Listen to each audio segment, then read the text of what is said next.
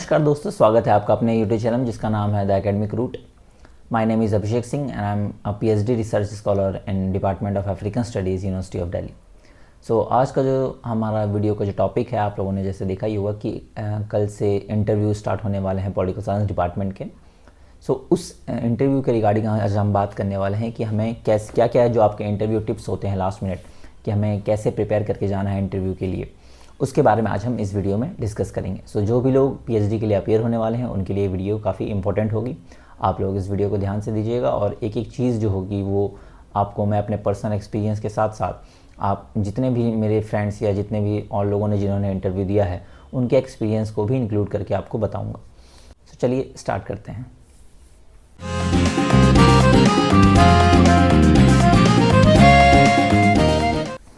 जैसा कि आप लोगों ने देखा होगा, इंटरव्यू का जो स्केड्यूल आया है उसके अंदर आप लोगों कैंडिडेट्स देख लिए होंगे कि टोटल 891 कैंडिडेट्स के आसपास उन लोगों अपीयर एलिजिबल हैं इंटरव्यू के लिए और उन लोग अपीयर होंगे इंटरव्यू के लिए। आप देख सकते हैं कि मतलब सीट्स आपके 100 से भी कम हैं, बट उसके लिए कितने सारे कैंडिडेट्स वहाँ पे अपीयर होंगे इंटरव्यू के लिए। कंपटीशन आपका इसमें टफ रहेगा, नो डाउट। आपको वहाँ पे एक एक सीट के लिए आपके बहुत सारे मतलब 10 कैंडिडेट्स हैं। उसके लिए आपको वैसे ही आपका जो प्रपोज़ल होगा वो ज़्यादा वहाँ पे इम्पोर्टेंट रोल प्ले करेगा कि आप किस टॉपिक पे वहाँ पे रिसर्च करने जा रहे हैं और आपका जो प्रपोज़ल आपने बनाया है वो कितना इम्पैक्टफुल है। पहली चीज़, आपको इंटरव्यू में जाते से ही आपसे जो भी सवाल पूछे जाएंगे वो सिर्फ आपके प्रपोज़ल से रिलेटेड ही होंगे। ऐसा कोई आउट ऑफ द बॉक्स आपसे क्वेश्चन वहाँ पे नहीं पूछा जाता है। आपसे जो भी फैकल्टीज़ मेंबर या जो भी आपसे क्वेश्चन पूछा जाएगा वो सब चीज़ आपके प्रपोज़ल से रिलेटेड ही होगा, ठीक है। प्लस साथ ही साथ आप आपको ये तैयार करके ले जाना है कि आप जब भी वहाँ पर इंटरव्यू देने जाएंगे तो आपका जो भी प्रपोज़ल आपने बनाया है उस प्रपोज़ल का एक समरी फॉर्मेट में आप वहाँ पे एक पेज का अपना राइटअप उसको तैयार कर लीजिए, ताकि जब आपको वहाँ पे अपना टॉपिक डिस्कस करने का आपको वहाँ पे मौका मिले या आपको जब से वो पूछे कि आप मतलब बताइए अपने टॉपिक के बारे में, आप वहाँ पे जो आपका एक पेज का जो समरी है वहाँ पे ईजिली वहाँ पे बता सकते हैं।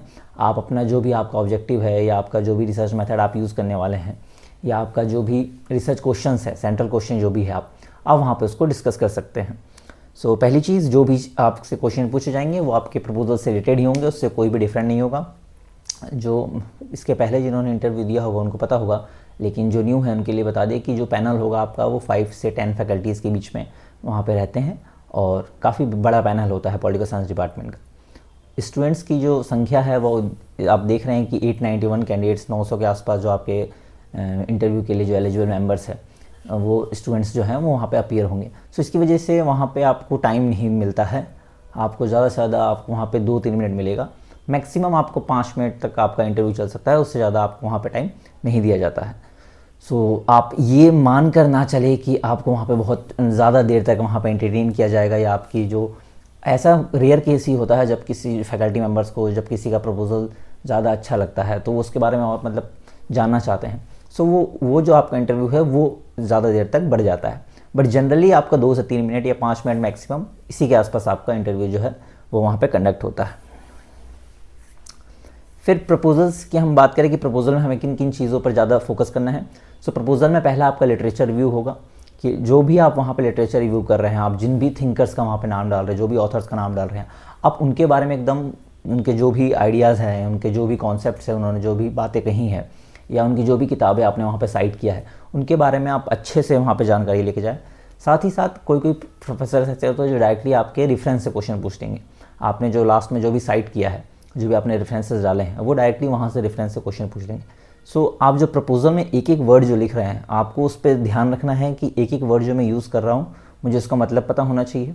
साथ ही साथ वो मैं किस कॉन्टेक्स्ट में यूज़ कर रहा हूँ, या उसको बोल सकते हैं कि ये नहीं कि आपने कोई एक वर्ड जो है या कोई एक कीवर्ड है, फॉर एग्जांपल ट्रांसनेशनलिज्म या डायस्पोरा, आप अगर अपने प्रपोजल में वो चीज़ें वहाँ पे मेंशन कर रहे हैं आपको उसके बारे में इंफॉर्मेशन होनी चाहिए, उसके बारे में आपको नॉलेज होनी चाहिए कि आप वो किस कॉन्टेक्स्ट में वहाँ पे यूज़ कर रहे हैं, आप उसके बारे में आपको ओवरऑल जानकारी होनी चाहिए।